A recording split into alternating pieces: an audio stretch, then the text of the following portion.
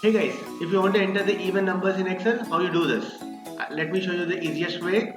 Let's say you want to enter the 2 to 100, you enter the number called 2, be in this cell, use the shortcut key called Alt-IS, it will give the fill series dialog box. Select the columns because you want to fill it in the column wise, and step value, nothing but incremental value is 2, and stop value, let's say I'll give it as 100. So once I click OK, 2 to 100, all the numbers it is given, only even numbers, 2, 4, 6 and so on.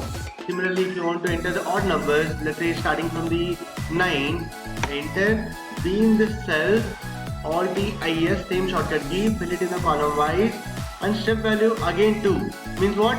9 plus 2 is 11, 10 plus 2 is 13 and so on. Stop what? Stop at 100 or 1000, it's up to you. Click OK. Now you see this 9 to 99, all the numbers given, all the odd numbers.